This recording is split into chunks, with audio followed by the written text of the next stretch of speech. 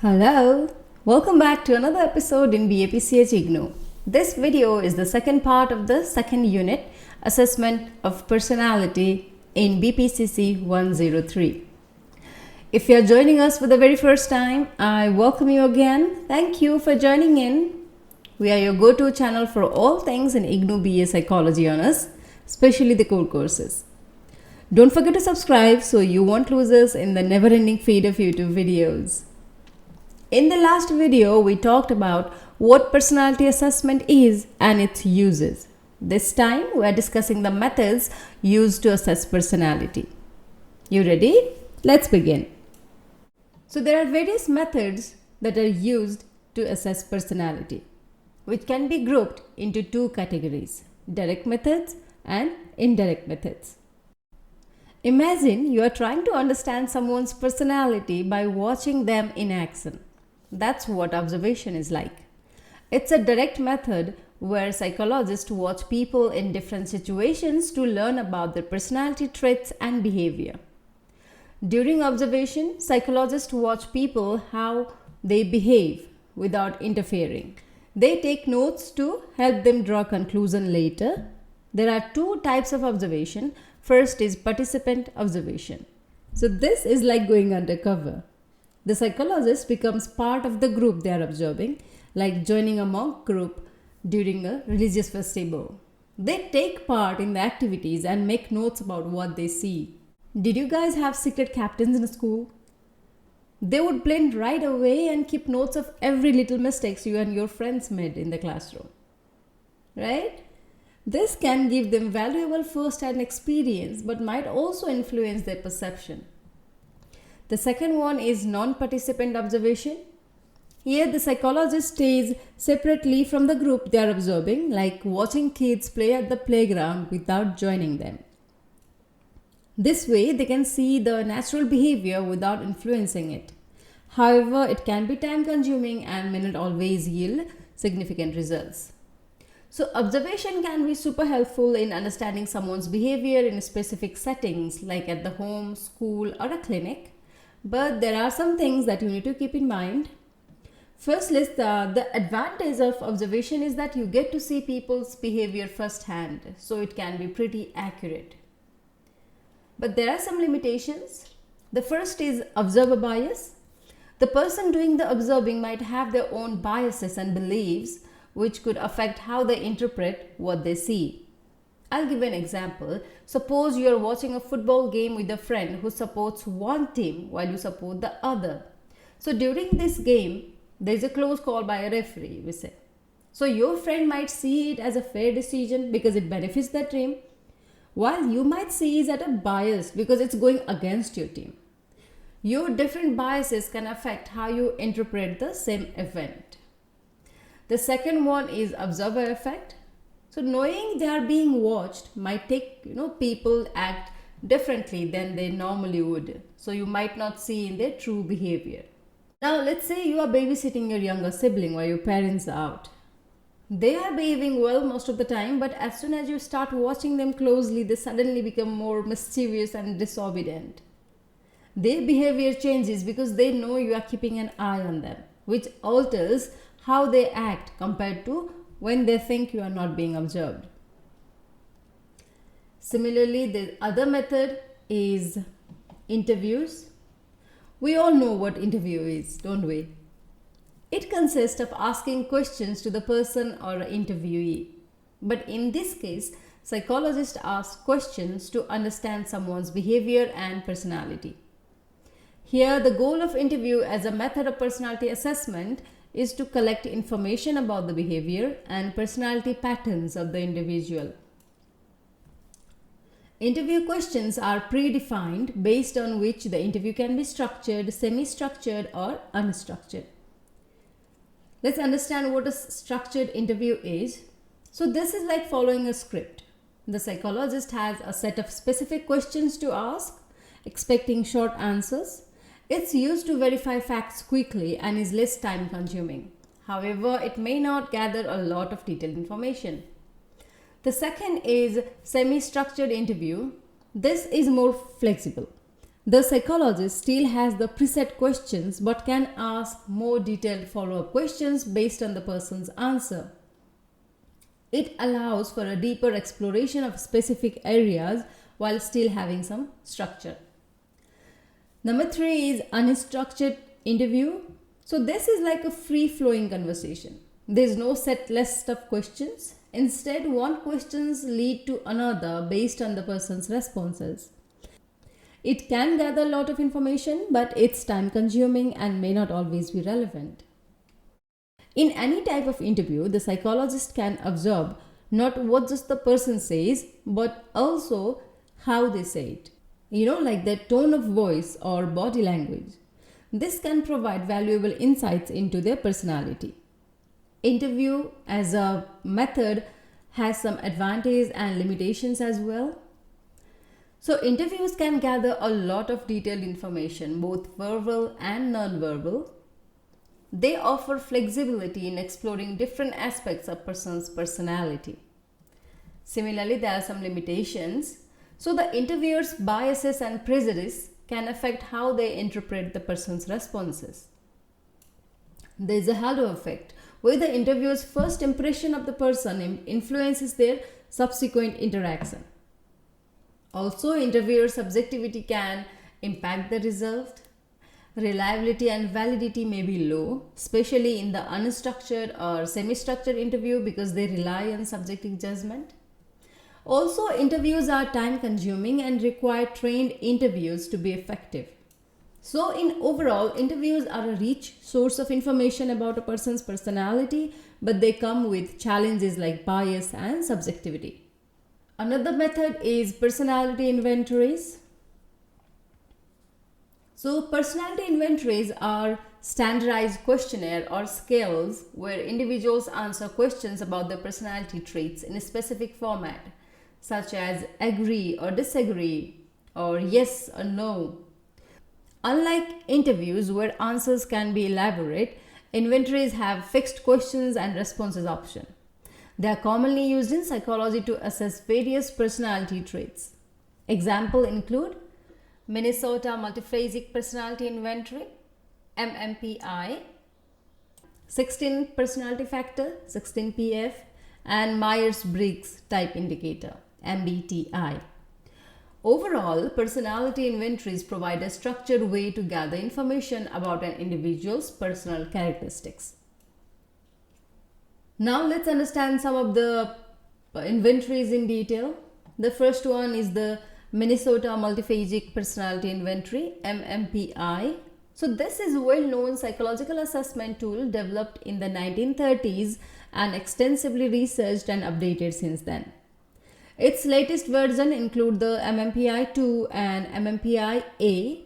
The MMPI-2 has 567 true-false items and is designed to assess the likelihood of psychological disorders in individuals, featuring 10 scales and 4 validity scales. A modified version, MMPI-2 restructured form, was developed in 2008 with 338 true-false items. So, despite its initial focus on psychopathology, the MMPI has been widely used in both clinical and non-clinical settings, including adaptation for the use in Indian population as the multiphagic questionnaire. Another one is the Neuroticism Extraversion Openness Personal Inventory, revised, NEO-PIR. So this is a popular personality assessment tool developed by Costa and McRae in 1995. It is based on the 5-factor model of personality. This inventory is widely used with both normal adult and adolescent population. This evaluates 5 major dimensions of personality: neuroticism, extraversion, openness to experience, agreeableness, and conscientiousness. So each dimension is further divided into 6 subscales known as facets. In total, the inventory consists of 240 items. Another one we'll be discussing is 16 Personality Factor Questionnaire, 16PF. Alright, so the 16 Personality Factor Questionnaire is a tool created by a psychologist named Cattell. It helps us understand 16 different parts of person's personality. Originally made in 1949, it got updated over time and the latest version is from 1993. This questionnaire is for people aged 16 and up.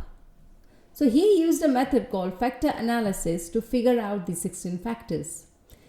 Each part, like warmth or being outgoing, can range from a little bit to a lot. It's like saying someone can be a little warm or very warm-hearted. And guess what? They also made similar quizzes for younger people like teens and kids to understand this personality better. The final we'll be discussing in the inventories is the Myers-Briggs Type Indicator, MBTI. So this has 4 main directions. These directions are about how you see the world, make decisions, interact with others and handle tasks. For example, one direction is about how you gather information, either through your senses or through your intuition. And another direction is about how you make decisions, either based on your logic or on your emotions. Then there's a direction for how you recharge, whether you prefer being around people, extroversion, or spending time alone, introversion. Lastly, there's a direction for how you like to plan things, whether you are more spontaneous, perceiving, or prefer sticking to a plan, judging. By combining these directions, you get 16 unique personality types, each with their own strength and preferences. So people often use MBTI to understand themselves better and figure out which career might suit them the most. So personality inventories are like questionnaires or tests where people answer questions about themselves. One important part of these inventories is the lie scale, which checks if the person is being honest or trying to fake their answers. See, sometimes what happens is people want to look good or hide things about themselves, so they might not tell the truth. This is where the lie scale comes in handy. But even with this, there are some tricks people can use to give answers that might not be true. For example, they might try to make themselves look better or worse than who they really are. Or they might just agree with everything without really thinking. So these tricks are called response biases and inventories try to catch them when they are made. However, inventories has their own advantage too. They are easy to use, score and understand. Plus, they can be given to lots of people at once, making them really effective. But remember, it's important that only trained people give these tests to make sure they are done right. Okay? Moving on to next, we have rating scales. So rating scales are tools used to assess various aspects of a person's personality by asking someone to rate certain behaviors or traits on a fixed scale. For example, a teacher might rate a student's sociability or initiative. So these ratings can be done by a person themselves or by someone else who knows them well, like a parent, a teacher, or a supervisor. So there are certain advantages and limitations on rating scales. Let's see the advantages first. The first one is self-rating. The individual knows themselves the best, so their rating can be very accurate. Number second is others rating. So people who are close to the individual, like parents or teachers, they can provide a different perspective and provide a fuller picture of the personality. However, there are some limitations on it.